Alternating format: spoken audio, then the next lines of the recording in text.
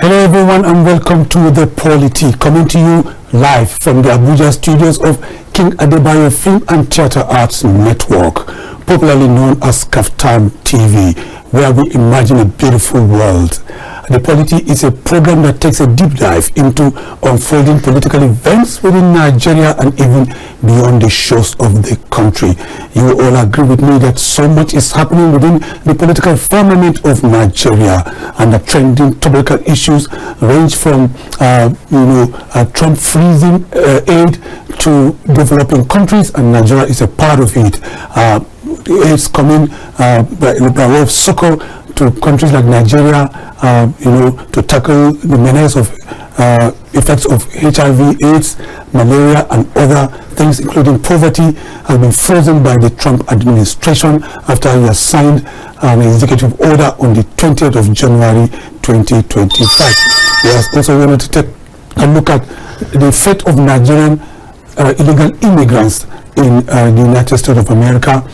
Out of the 1.4 illegal immigrants that have been profiled by the Trump administration, Nigeria has 3,690 citizens, Nigerian nationals that are in the United States of America. We're going to take a look at their fate.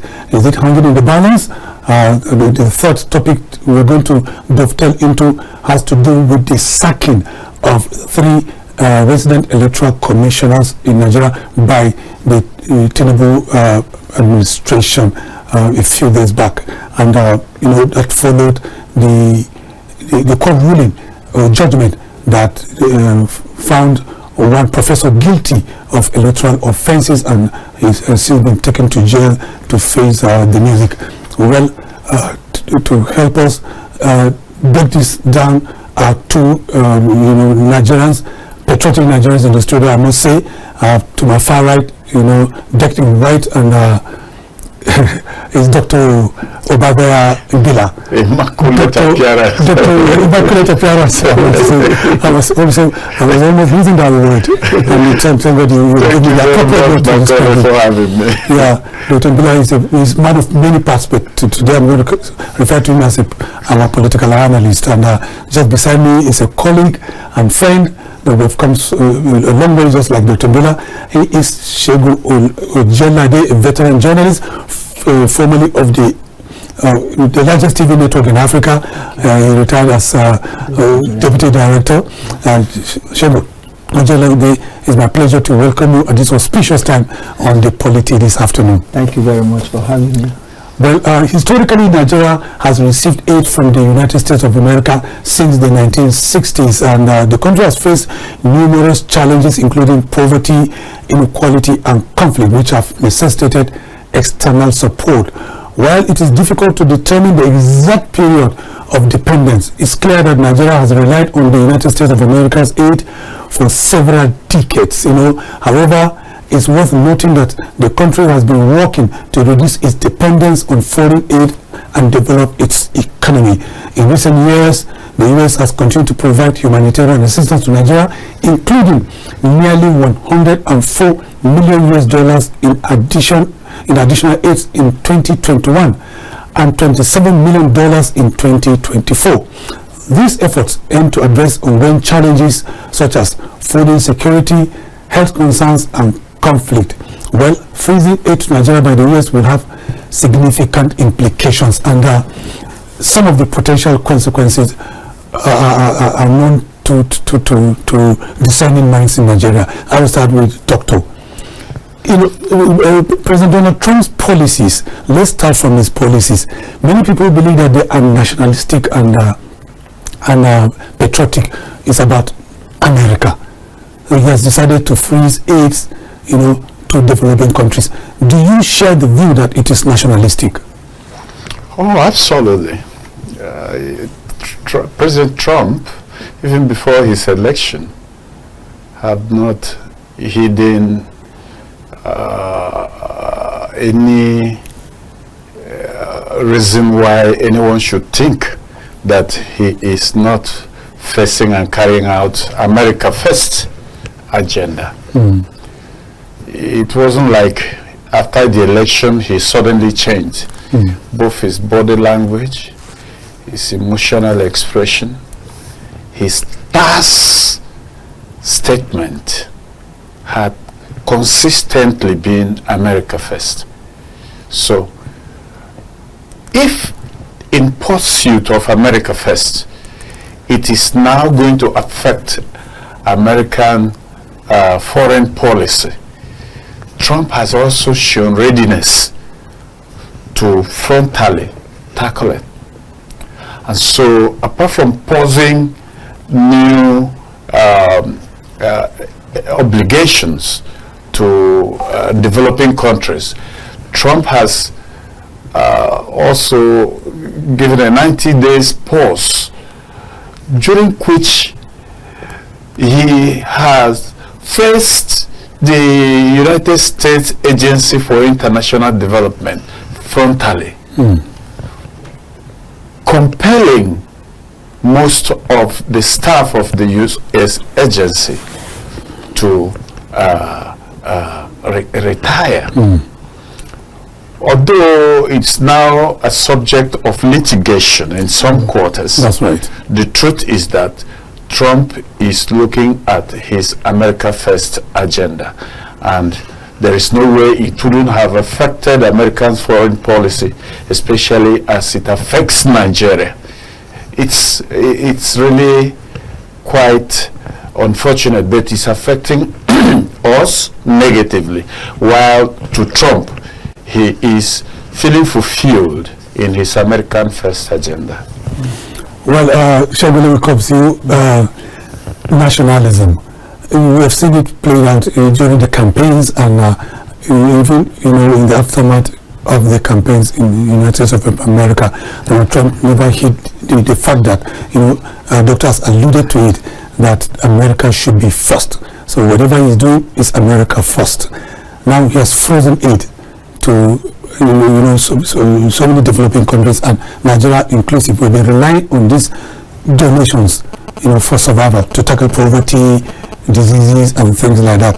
They also share the same view that it was nationalistic. Well, thank you very much, Macauley. I think we should not hang Trump for insisting on America first.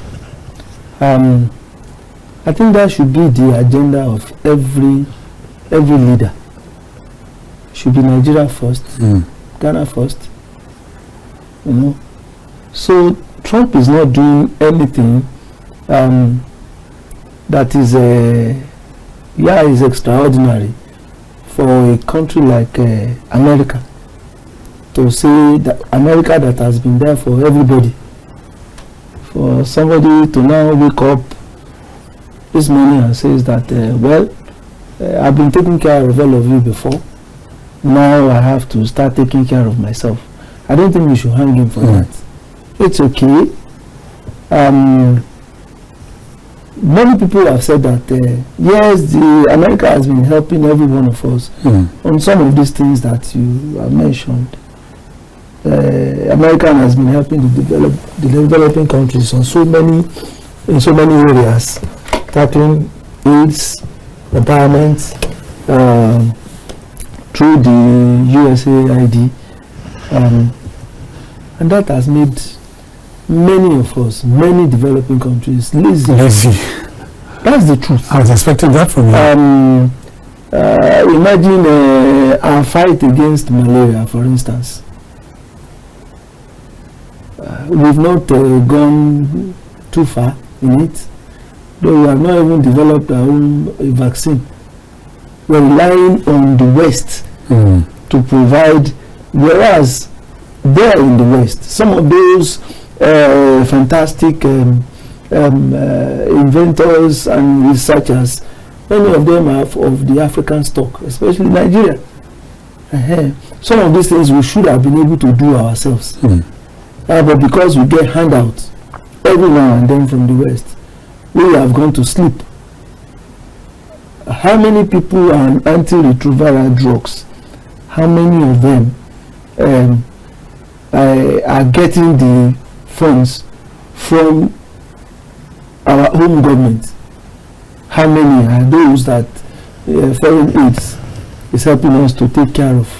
Thank God Mr. President released a huge sums of money recently to take care of those that are living with HIV and AIDS. It's something that we should be thinking of doing on our own. They're giving us aids even in agriculture, in health, in commerce, in so many areas. The other day, one of them was saying that how can American citizens, how can we compel them to pay tax and then we come and give it to you? That is the truth. It's the truth. So I don't think Trump is doing anything that we don't imagine that is possible. I think we should just look at ourselves. Well, Doctor, I've seen we're watching diplomatic tussle on the basis of reciprocity, specifically talking about the response from other countries. A case in point is South Africa. Trump has profiled against the backdrop of the policy of Ramaphosa of land seizure from the hands of the whites in South Africa. Trump responded swiftly by profiling the Africans in America, South African citizens that Africans in America as refugees. Do you see that as just mere rhetorical grandstanding, or is there going to be any implication both ways? Yeah, you see, I think for a very long time, America has succeeded in entrenching foreign aids in the mind of African leaders. So much so, like Segun rightly noted, the areas we need to give attention to in terms of research and development, we have totally neglected it and left it in the hands of Americans. And like expected, every smart American president can always tune any of the foreign aids as a political tool to extract whatever he intends to extract from any country. Yes. That is the dangers the African leaders did not discover very early. So it is after you have gone for the bait, it's the hook has finally made a catch. So you need to first of all agree on what the man that controls the hook is saying, or allow him to go safely with his hook and you look for food elsewhere. For me, the USAID came on board around 1961, I guess, under the presidency of JF Kennedy. At that time, America have discovered that the British and then the French are pulling out of Africa, and Africa needed a type of support that is unsuspecting, but eventually will bring Africa back to slavery, not to the original colonial master, but a new master who Africa is indebted to. Now, this bait was not detected very early. We are already caught in the web. For me, it should be a wake-up call. Okay. Take back whatever you were sustaining us with. Let us suffer the shock after some time and give ourselves, or turn that so-called American foreign policy as an opportunity to recreate, rediscover, reinvent your governmental structure. It's a wake-up call. Ramaphosa has done well for his country. If he has the conviction that what he has done, the policy statement he has made, we are made in the best interest of South Africa, and now he's going to cost them foreign aids. He needs to weigh the two options before him: either to continue depending on American foreign aid, or to take a decision that will help him rediscover South Africa, rebuild South Africa, and move on without American aid. Okay. I think a similar thing happened in Rwanda when the U.S. government rounded up Rwandans in the U.S. Who are immigrants. The Kigami just went into their mining sites and brought out all the Americans into legal mining, and then shipped all of them back to Trump in the U.S. There will be backlash. There's no doubt. Countries that have what we pay Americans back with, yes, of course, especially the South American countries, they said Trump should go ahead and build his walls. Well, we know that at the back of the walls there are over 70 million people that are buying American goods now. That once he builds his wall, they will withdraw their patronage. Of course, there will be backlash.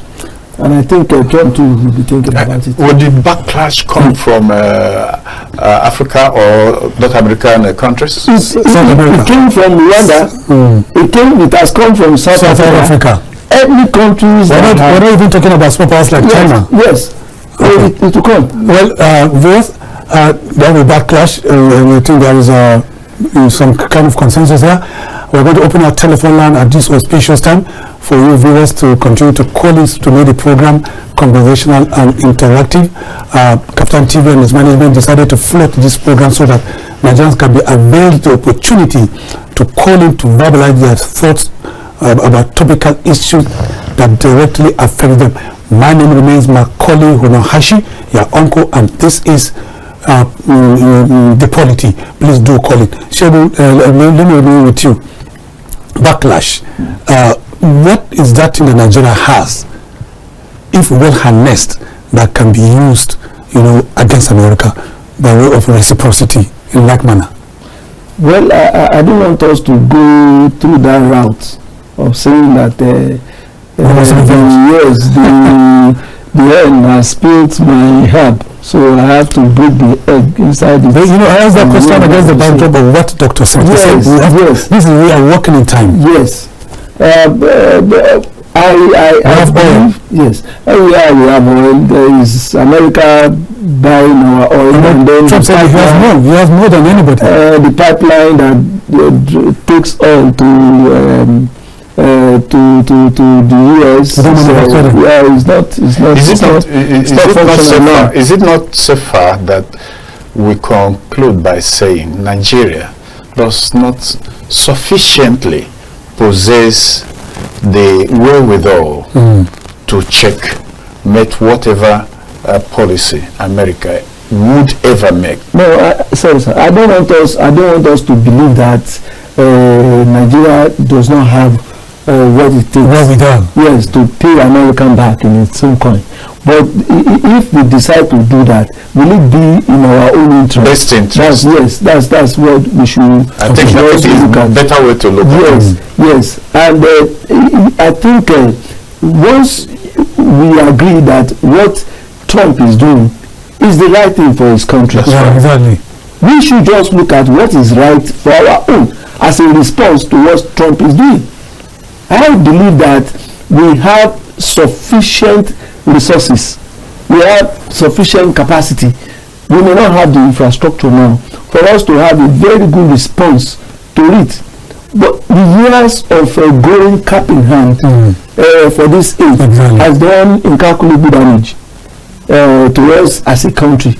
If somebody is now coming and saying that the aid has dried out, if it has dried out, I think it behoves on us to begin to look at how we can restructure ourselves, redirect our resources. I don't believe that Nigeria is that poor enough not to be able to take care of some of these problems that we have.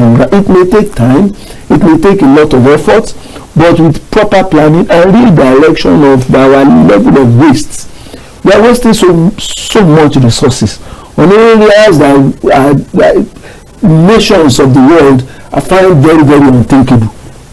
There are so many areas that we can mention. Okay. The withdrawal of these aid have far-reaching implications, and after President Donald Trump signed this executive order on the 20th of January this year, suspending all U.S. foreign aid for 90 days, citing misalignment with American foreign policies. The directive led to the following of thousands of U.S. Staff worldwide. Their overseas employees were instructed to return to the U.S. within weeks. Amid the controversy, data, let me read a data here from Financial Aid, has revealed that in 2024, the U.S. agency disbursed a total of $41 billion to no fewer than 206 countries. That's money coming from the United States of America to about 206 countries, including Nigeria, which received $780 million. USAID places staff on leave as part of transport. In 2023, USAID allocated $72 billion to 209 countries, with $1 billion disbursed to Nigeria.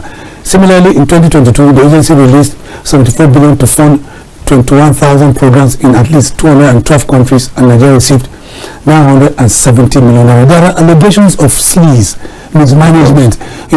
Many people are saying there are no tangible projects that you can point at, to say these monies were spent on it, they were just simply shared. How do you react to that?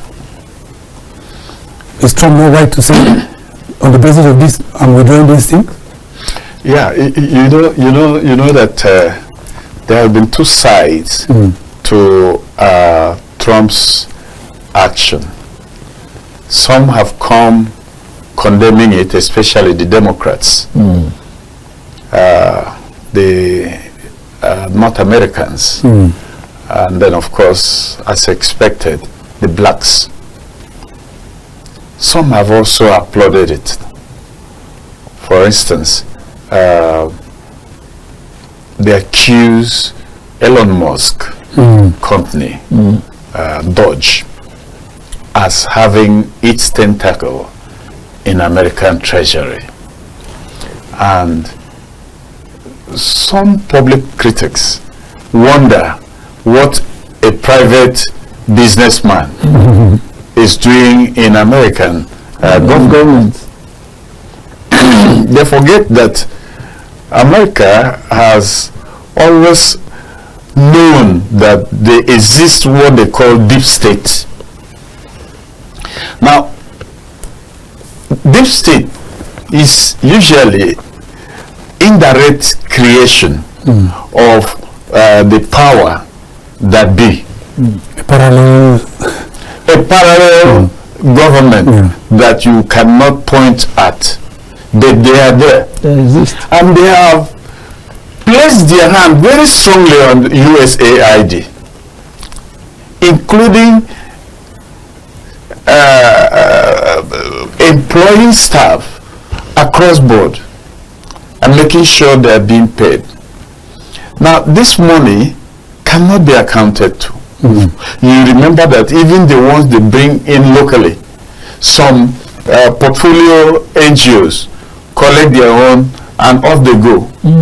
We cannot audit the activity of USAID in any country where they operate. Every audit is faulty. So Elon Musk is not accusing USAID as being one of the most corrupt system, and he's right. So for now, you would understand that the huge sum of money that is going out as foreign aids from America are not accounted for. So Trump knows this because it has been existing. So a guy like Musk, who is smart enough to propose an idea on how to capture this money that is not being accounted for, has come, and he has already seen that so much has been done with the little time Dodge went into American Treasury. Directorate of Government Efficiency. Of course. Which Elon Musk is heading. Exactly. In fact, they're even looking for 7.8 billion naira inflow into Nigeria as part of the HIV, mitigation program in Nigeria. That money cannot be accounted for. 7.8 billion US dollars. So it's even possible that between 2014, yes, to 2023. It's even possible that this cut in aids to developing countries, America's way of cleaning up its own financial system. Exactly. Yeah, if you say so. Well, it could be. It could be. It could be. Yeah. So now let's move to the second topic. 3,690 Nigerians, most of them young people, are in the United States of America, and they are stuck, so to speak, because they are, profiled as illegal immigrants. What are you hearing? So what we are hearing is not palatable. When you start speaking of the plight of legal immigrants, as you have said, Nigeria has a huge number of them. Over 3,000, close to 4,000. 3,260 something. None of them is resting now. None of them is at peace because the American security system, they've been given powers to go into anywhere, churches, religious places, homes, offices. They are even on the Trump.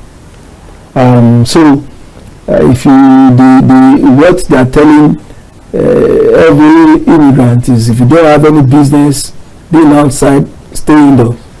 Don't engage yourself in any form of violence or crime that will alert the authorities. And then when you are walking on the streets, be looking over your shoulder. So it's not a good place to be for many of them now. They can't even go to work because so as not to be apprehended and deported. What can the government do for them? Wow. What can the government do for them? That's a tall one. What can the government do for them? Even in Nigeria, we read about 2-3 days ago that there are illegal immigrants from some of our neighboring countries. We rallied them up. We are taking them back to their country. I think it is the prerogative of we have them from Cameroon, from Chad, and from Niger. Yes. Illegal immigrants are everywhere. Yes, they are everywhere. They are in my state, Adamawa State, they are everywhere. So it behoves on any nation to ensure that it cleans its system. Its boundaries. Yes, its boundaries. So if we just sincerely hope that the Trump administration will change its minds on some of the policies, especially as it affects children that are born there. Those that have not been able to regulate their papers before Trump came in, God help them. Well, Doctor, we have seen so many nationals, hoarded into military aircrafts, handcuffed. Do we have to wait as a nation for our people to be handcuffed before doing any audit? Well, no responsible country would allow its citizens to undergo such humiliation because it itself is bringing shame to the Nigerian government. Therefore, they shouldn't even wait, especially when it concerns ferrying the people back. They should have taken the challenge. But there's other side of the challenge. What happens to these refugees? Because they are not refugees, though you would say they are in their country. They need to be quartered, given a shelter for some time, then of course a new orientation, trying to heal their emotional trauma, and then of course help them to begin life all over again. Now, all these processes, are we as a country very prepared for it? What is the Nigerian Diaspora Commission doing since Trump started his overreaching policy? Have we seen any move that suggests that Nigeria is ready to welcome its own from America, knowing very well that whether it may be right or wrong, that over time the policy of government has caused many to jack back. Therefore, when we talk about illegal immigrants in America, you should expect Nigerians to be at the higher side. So a responsible government will not wait for a Trump to write them officially to say, come and pick your citizens from America. They should make a move, liaise with the American embassy in Nigeria, know the state of Nigerians that were arrested, especially touching their welfare. They must show concern. But unfortunately, we can see that the African leaders do not place premium on the value of their their human resources. You know, I was watching what's going on in the exchange of Palestinian prisoners and Israeli captives. I discovered that sometimes they'll report that 1,200 prisoners were released by Israelis. Then Hamas released 3 captives of Israeli. And now I will now ask, wow, 1,900 and something Palestinian prisoners is now exchanging for 3 Israelis. Yes. You know, there are so many of them in Israeli jails. That will tell you how much Israelis value their citizens. You know, so do we have similar value placed on you and I here? Certainly no. I want to say that if the Nigerian government takes an aircraft to John F. Kennedy Airport today and says, Nigerians, any of you want to return home? Let's go home. There's a plane on the tarmac. How many Nigerians will want to go? I agree with you. So, are they ready to come? that should be. Now, I'm not. Your son doctor is giving me. I'm not read anywhere where Nigerians are calling, unlike the situation that we had in Libya at that time, when Nigerians were crying to government to come and evacuate them back home, and they were suffering there. I didn't hear anything like that from US. They don't even want to come. They're just looking for a way to keep dodging until Trump changes his mind or miracle happens. If you give them opportunity to want to come back to you, they will still prefer to stay there and be even under harsh conditions. Yes. Doctor, you enjoyed some giggling. Yes, of course. Well, Segun, you have listened to him. He said, even if you take an aircraft and land at JFK and ask Nigerians, hey, let's go home. Whoever wants to go home, come and board this aircraft free of charge. None of them, he's not sure if one of them will accept that. Why do you think that could happen? Yeah, you know, ever since he got that angle, it has never stopped causing me to. You know, that tells you the whole story. In fact, you should have succeeded in encapsulating the entire story. Exactly. How many of them he has covered the subject are willing to come back with a free aircraft? I can tell you not one. Yes. So they are ready to sneak away from wherever they are presently quartered. And the roads are empty in America. The roads are empty. The roads are empty. Even their funds too. That's one of the drawbacks. One of the fallouts of Trump's policies. Those that were doing the manual jobs in the US are not US citizens. Yes. They are the immigrants. Yeah. So the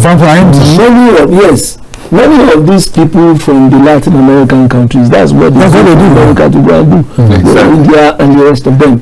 So even Nigerians, they are the ones that go to take care of their aged, their old people's wash, their toilets and the rest. Exactly. So now they have a problem. Because people, immigrants those that are doing the menial jobs are the ones that are perceived to leave the country.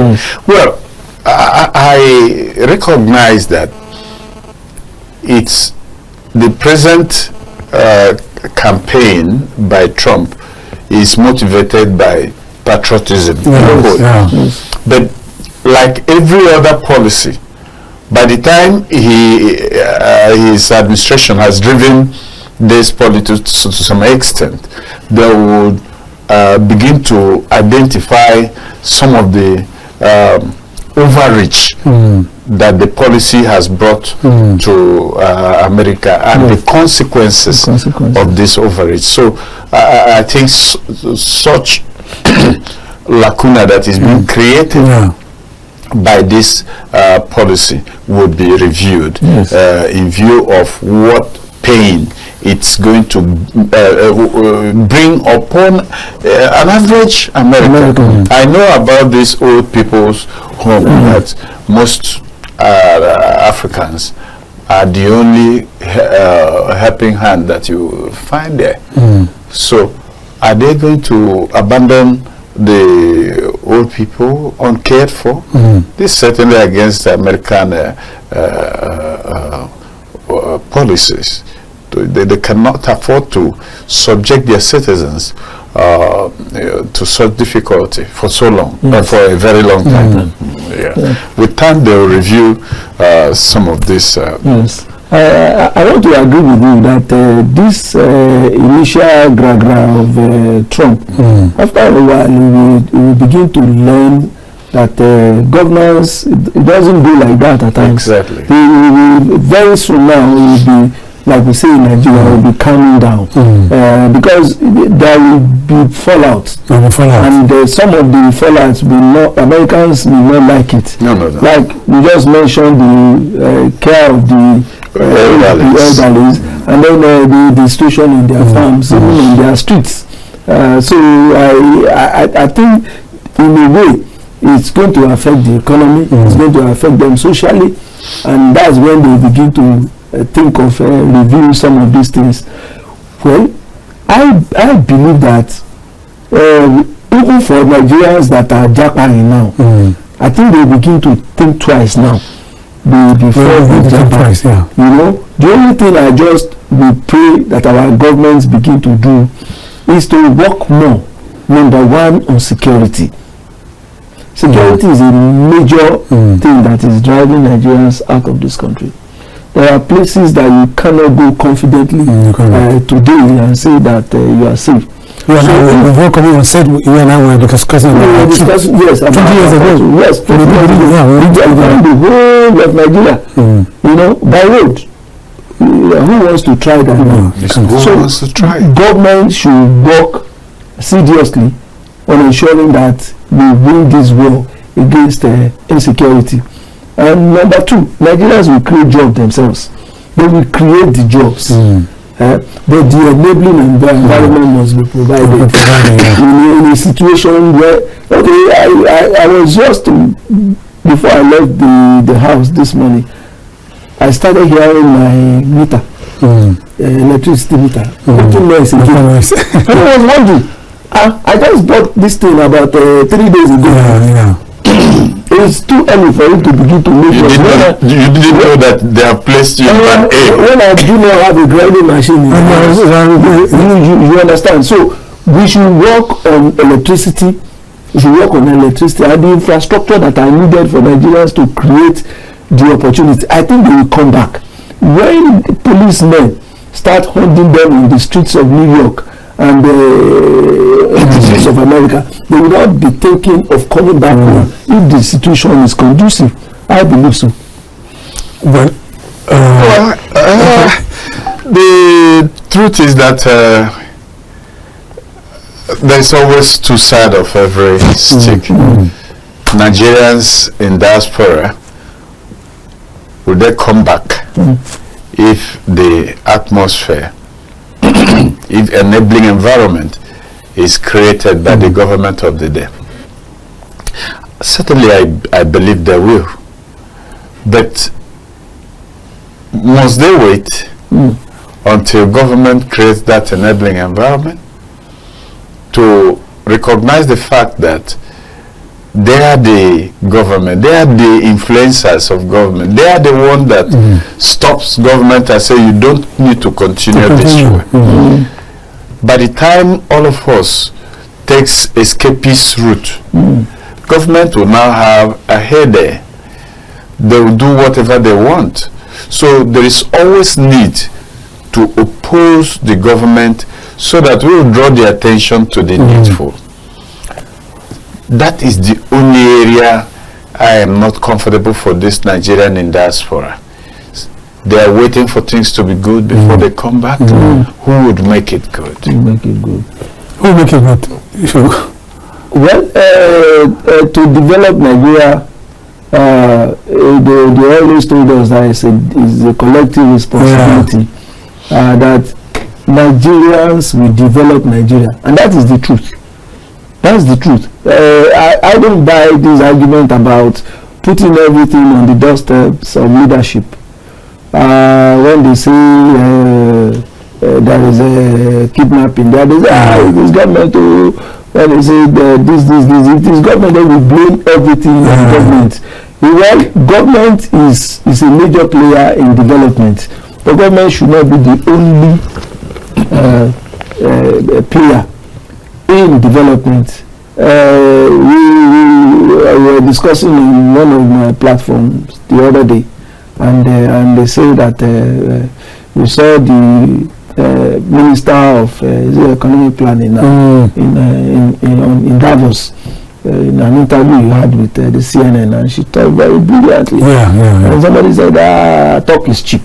And then we were all very furious. What do you mean that talk is cheap? So we are being joined by Awusko from Kaduna. Awusko, it's your turn. Our regular caller, go ahead, please. Your perspective on this topical issue. Good afternoon. We know that many people have been trying to call in with this is the character of our country. Many things are not working, including provision of quality service by telecommunications service providers. Go ahead, please. My name is Awusko and I'm calling from Kaduna. We know you, Awusko. We are our regular caller. Go ahead. Yes. You see, Donald Trump's step, although when you consider the poor masses of Africa, you will be hard hit by the fringe in AIDS. But the blame lies on our leadership. Nigeria is eminently rich. Africa is eminently rich.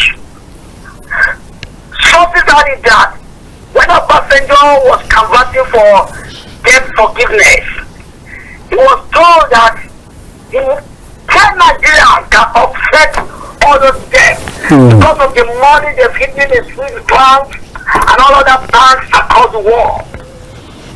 Nigeria is eminently blessed in mineral resources and in manpower, but our leaders have siphoned all our money and are banking in US and other banks. That is why we are calling for aid. Who is United States? With the mineral resources that God has blessed Nigeria, Nigeria is supposed to be one of the richest countries in Africa, in the world. But our leaders have siphoned and mortgaged the future of our country. I'm calling on Tinubu. It is advanced age now. He has nothing to do but to write his name in gold and bring Nigeria's destiny back. He must walk the walk and make Nigerians say they really have a leader. When Murtala Mohammed 6 months was saw the impact of his leadership in Nigeria. So I want Tinubu to wake up and set Nigeria on the right pedestal in the world. He should sacrifice and make Nigeria great. As for the Nigerian immigrants in the US, I feel for them because they left because Nigeria is not conducive for them.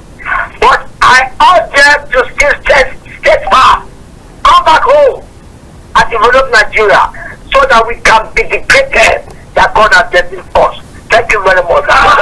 Thank you, Alusko, for your brilliant perspective. You heard what Alusko said. Well, you know,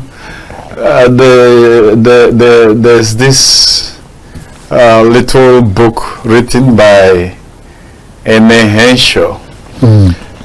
We read it way back the late 70s or so. The book was titled "This Is Our Chance." The main character in that book, who created "This Is Our Chance," summed the chance up in the word of the character of that book named Bambulu. Bambulu lived at a time when it was the white man's invention that does everything for us in Africa. And now there was need to develop an anti-snake bite venom. And Bambulu went ahead to invent it at that time, and now called the book "This Is Our Chance." Our chance to do something for ourselves. In that book, he was quoted as saying, "This is the child of my brain, the product of my endeavor, and the materialization of intensive genius. Western science has not succeeded in producing anything so potent, but I, Bambulu, without laboratory, without any assistance whatsoever, has produced this anti-snake venom." America has spoken through Trump. Leave our shores, develop your place. Yes.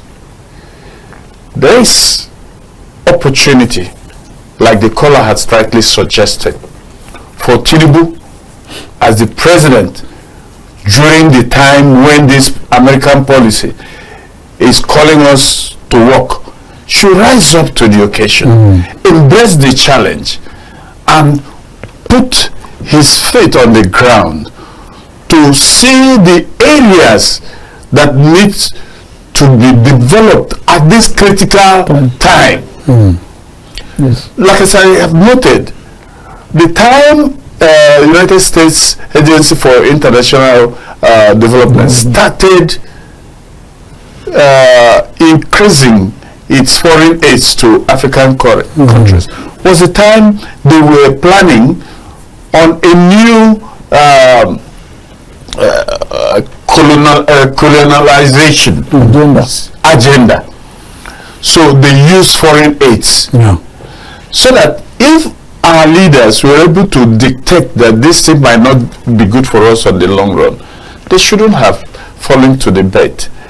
But we are the ones that say on one side there is no free lunch.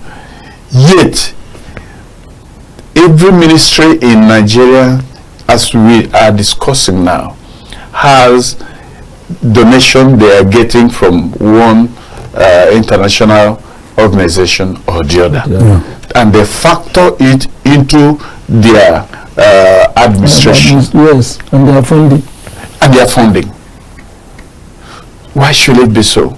It shouldn't be so. We should be the one that cater for ourselves. When the aids come, we can use it to augment what we already have. Now we don't have any funding for AIDS and HIV. We don't have funding.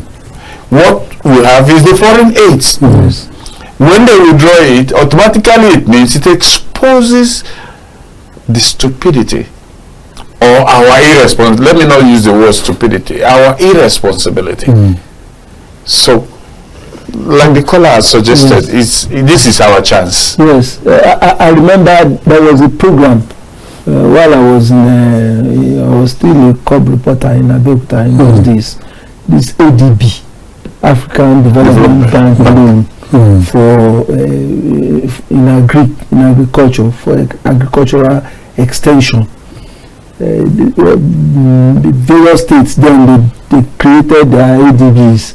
That's right. Yes. In Abeokuta, and at that time you'll be seeing very beautiful cars on the road, very beautiful cars, beautiful tractors, you'll be seeing motorcycles and the rest of it, and then you have very nice offices with air conditioners everywhere. The ADB at that time, we call our own Ojelade in the state, and it still existing. The shadow of it. So when the aid dried out, the ADB collapsed. What was the ADB doing? They were taking extension services to the villages, to the rural farmers. They would teach them how to use herbicides, how to farm, how to do this, how to do that. They will give them tractors to till the land, prepare. When the aids dried out, the state government was not able to sustain the program.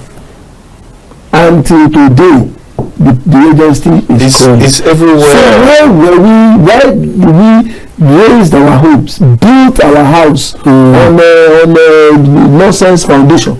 Non-existing foundation. Because we didn't have any foundation for ourselves. Where we now ask the ADB to build on their own. They brought the foundation. We had nothing. And we didn't even seize the opportunity of their presence to now domicile that program, run it, own it, direct it, recreate it, reinvent it, all on our own. I think there was even no way such a program can be owned by the government, because if the money was contributed by various nations, and nations who contributed the money, maybe they have competencies in the production of the vehicle. They say, okay, our own contribution will have to be in the vehicles that we manufacture. All the vehicles that they are going to use for the produce project will supply it. They say, that's very good. Another country will say, we'll supply the tractors. Another country will say, all the motorcycles will provide. So at the end of the day, the money goes back to them. It goes back to them. Exactly. That's the same story in agriculture is replicated in other areas, like the Ministry of Health. They take consignment of foreign-made net. Yes, inside to third net. Yes. Now this contract could have been awarded by either UNDP or USAID, as it were, and awarded to who?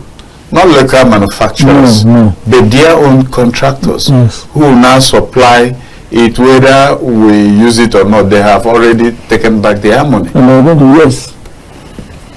Well, on that note, we're going to take a short break, and when we return, we're going to continue with the program. Please don't go anywhere. Stay with us. And Segun Ojelade, we're going to miss him because he's going to take his leave. When we return, I'll be in the studios live with Dr. Obadiah, who gave us the story of Bambulu, who wrote the story.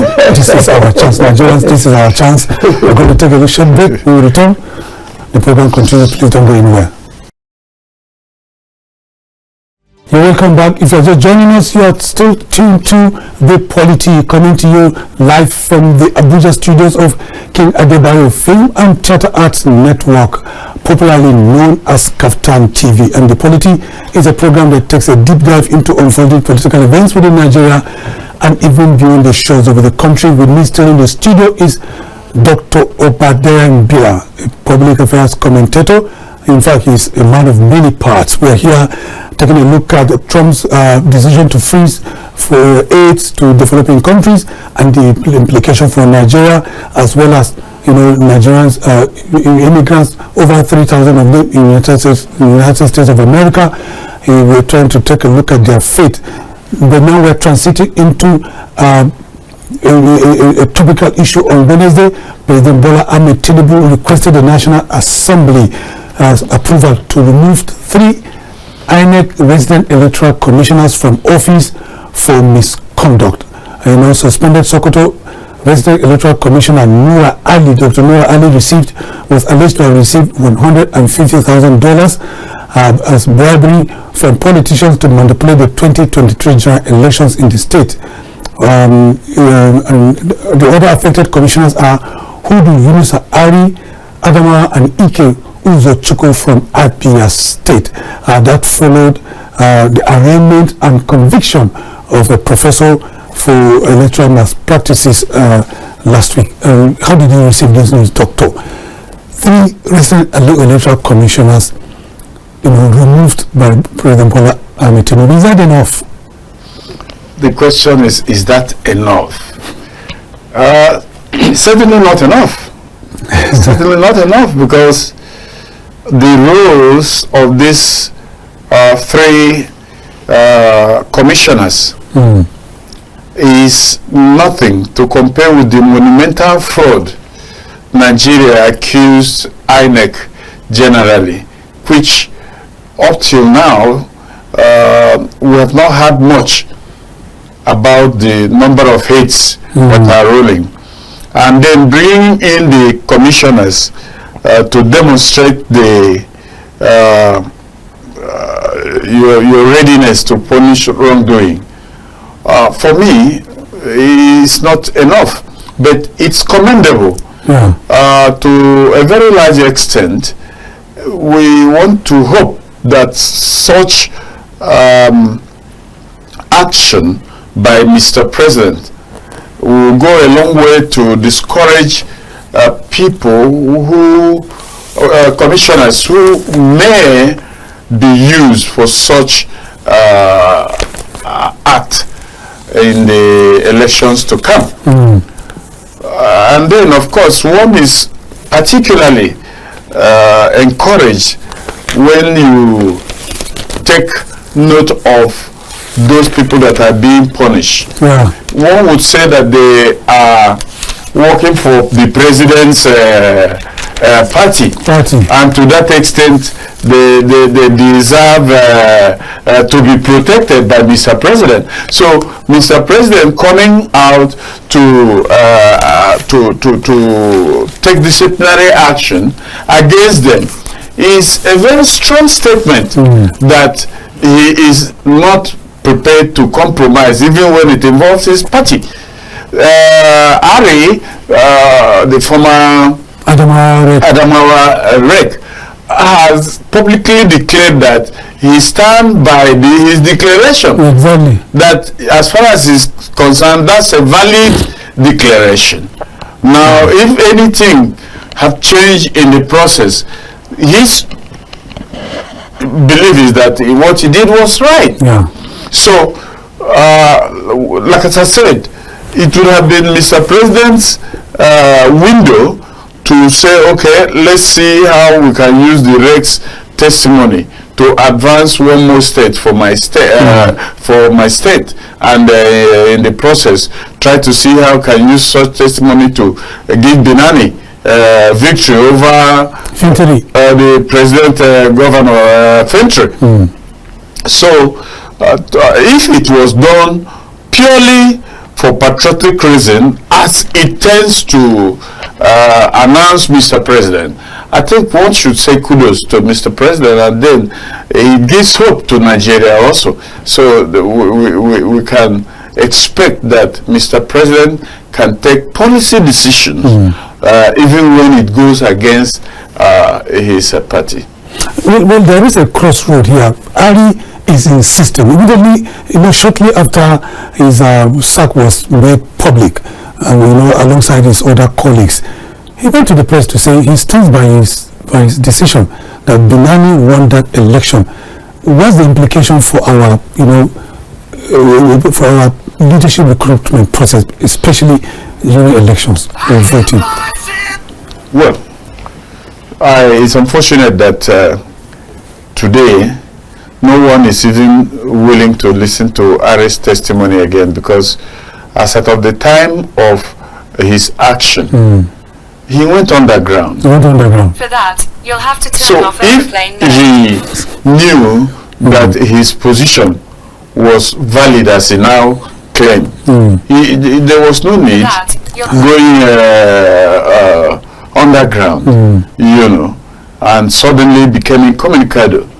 You know, For that, you'll I have to think turn off airplane at a stage he was declared wanted. Yeah, to get wanted. You know, so such things shouldn't have risen if he knows that he is right. If he's a man of conviction enough to believe that Binane won that election, what stops him from standing on that point all throughout the trying period?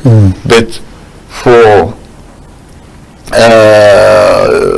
hiding himself for such a period of time, one would concede that he is guilty, and that's why he is running away. But for now, let's commend Mr. President for taking such disciplinary action. We hope that it will sanitize the system, or help to sanitize the system. We're definitely not going to have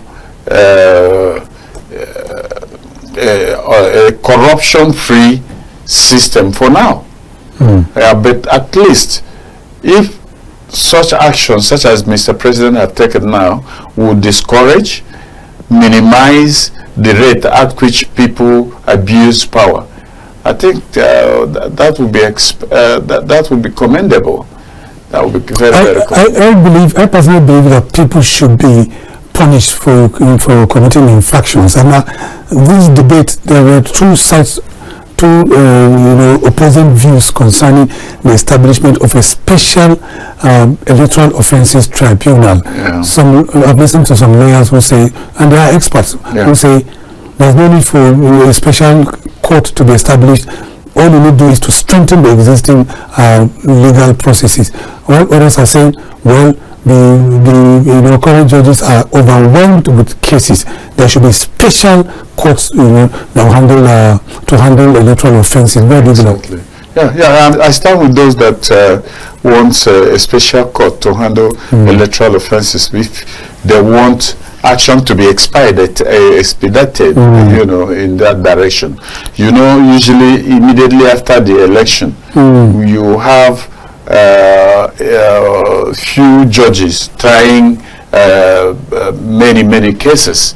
So usually they are overwhelmed, and then the verdicts are not fast coming. Why? Because the hands that are handling the trial are few. So for me, a specialized court is required. If we can have industrial court to try industrial disputes, what stops us from having electoral offences tribunal to try electoral offences? Well, still on litigations, let's now move on to Supreme Court. Today, the Supreme Court has dismissed the suit filed by Rivers State Governor Siminalayi Fubara, seeking the removal of 27 members of the State House of Assembly over their defection from the People's Democratic Party (PDP) to the ruling All Progressives Congress. The court, in a ruling delivered today by Musa Mohammed, struck out the case after Mr. Fubara's legal team, led by Yusuf Ali, a senior advocate of Nigeria, withdrew the appeal. The governor, in his notice of withdrawal, simply informed the panel of justices that events had overtaken the suit, and he was awarded 4 million naira in damages. What is the reaction to that? This is a report just reaching us, and it's just I think I still need to understand why we are reporting two different cases as one. There was the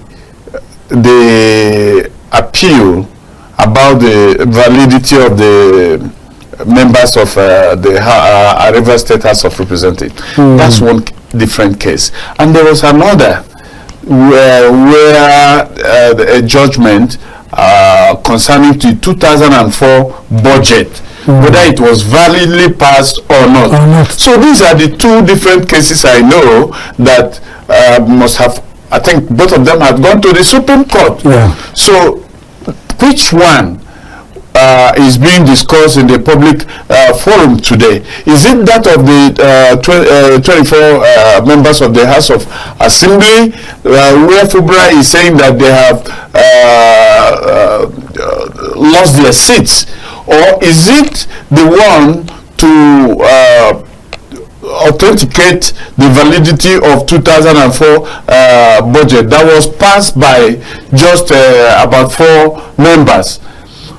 The Rivers State government appears to be focusing on that of withdrawal of appeal he made against the 2024 budget. Yes. And they premised their decision of withdrawal on the fact that 2025 budget has overtaken 2024 budget. Therefore, there was no need to continue with that case. That's what Rivers State is saying on one hand. But the pro-Wike group are saying that the verdict was for the 24 members of the House of Assembly, meaning that the Supreme Court is saying that they have not lost their seat.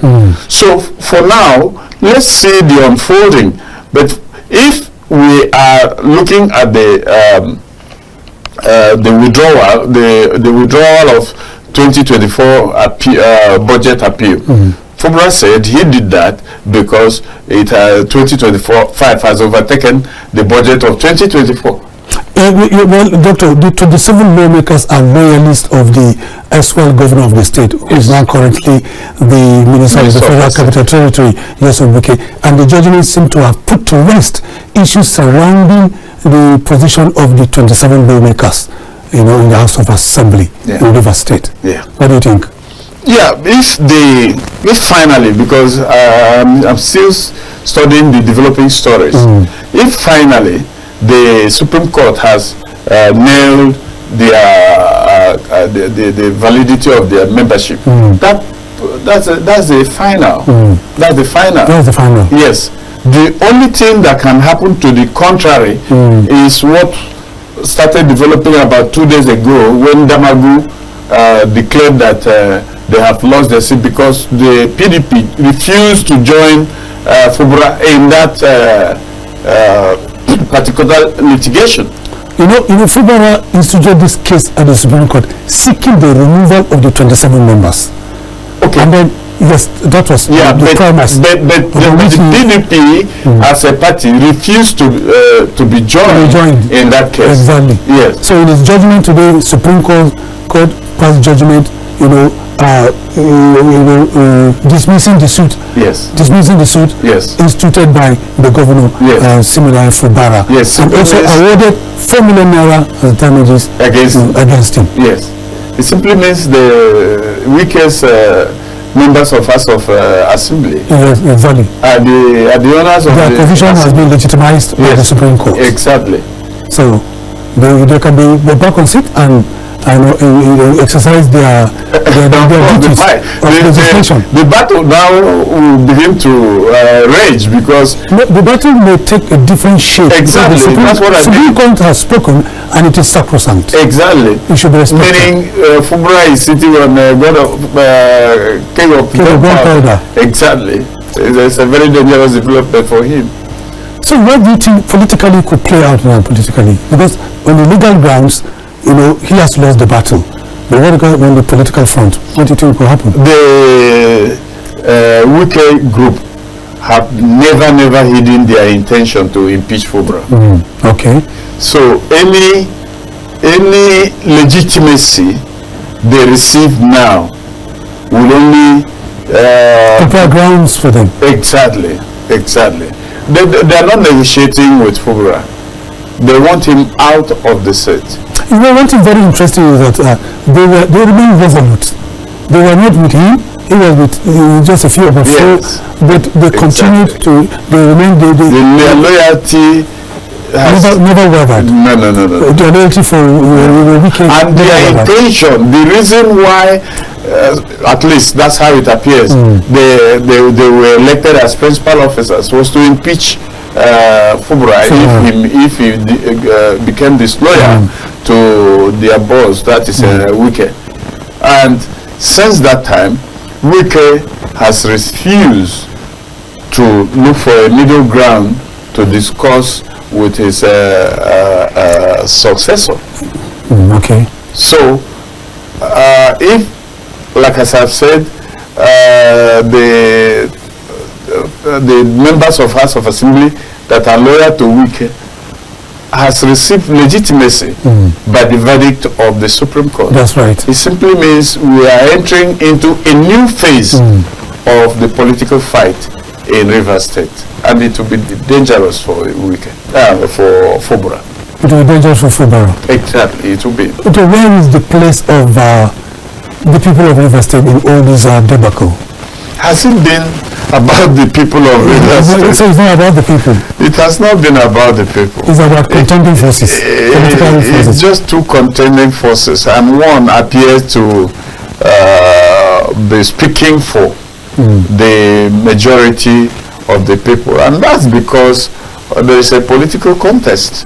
One have to look for where to fall back. While Wike is looking up to the present administration led by President Tinubu, as a fallback, Fubara has the people to fall back to, and that is why it appears he's fighting for the people. Although his policy pronouncement and his action so far, it has been people-oriented. Also, to that extent, we say he's fighting for the people. This question may sound hypothetical, and the two sides of the divide seem not to be interested in sheathing their sword. If you are in a position to advise Fubara, Governor Fubara of Rivers State, what would you be telling him? In the first place, I wouldn't have encouraged him to take up a political fight, because this is a political fight with Wike. If he accepted loyalty at the beginning and then somewhere along the road, recants, for me, I don't look at it as the best way to go. In as much as I would not want him to offend the people, he has entered into agreement with the devil. So it is up to him to wither his way in such a way that the offense will not be too frontal. It will not be as if he was ready to come into fight with Wike. Let it be that since this thing has become so along the way, you must know how to manage it in such a way that even Wike on his part would lose out, but lose out honorably. But once the fight becomes frontal, it simply means he will go and look for more missiles to confront you. He knows that you have the state apparatus at your call. You have the state treasury at your call. So he must seek for alternative ways and means to fight you. It is true that many people would see him as the hero of the people, but was he not aware that there will be occasions in the course of handling what concerns him and Wike when this type of issues will rear its head? Was it because he was qualified that Wike chose him? Is it not because Wike believed that he will be loyal, true and true? And therefore, those who were even qualified, more qualified, people with more political influence, who contested the primaries, were eliminated on the way, so that they can make way for you. That's so much from Wike. And I don't like godfatherism in its entirety. Okay. I wanted to ask you this question on godfatherism. No. Godfatherism gains traction, primarily, within the realms of the absence of internal democracy. Where there is no internal democracy mechanism, there will be godfathers that will decide what happens, and they select proteges, and impose them on people. Are there lessons to derive from this as we went down on both sides? Well, you won't believe it. You can't do away with godfatherism in politics, no matter the climb where you find yourself. The problem is not really godfatherism, but to the extent that they want to put the state into their cover through their boys. That's what people are quarreling in this part of our climb. Even in America, there is godfatherism in Italy, wherever you go. That's right. No matter where, but the level we go, imagine what number of members of House of Assembly that a godfather is controlling. Simply means none of those members of the House of Assembly pass a common primary election. It was the godfather who chose those who will fly the ticket, and that is the reason for this loyalty. That means there is no absolute democracy that played out during the selection of the those who flew the ticket of PDP, and the same thing was demonstrated during the primaries that threw up Fubra. All right, so there should be a way the people will be given the opportunity to speak through the ballot. Let it be that if they choose Macauley, Hunohashi, let it be him against Obadiah and Mbila. Don't force Obadiah and Mbila against the people's choice that is Macauley. All these shenanigans are happening on the basis of pecuniary considerations. Exactly. Okay, on that note, we're going to call it a day. Thank you so very much, Dr. Obadiah and Mbila, for making it today, this auspicious afternoon, on the Polity live from KAFTAN TV. It's always my pleasure. Thank you so very much. Family. Thank you. Thank you so very much. Well, that's the much we can take on behalf of our producer, Ruben Okala, and the entire production team, particularly the master controlling guys there. My name is Macauley Hunohashi saying, thanks for being there. See you next time, and bye-bye. God bless Nigeria.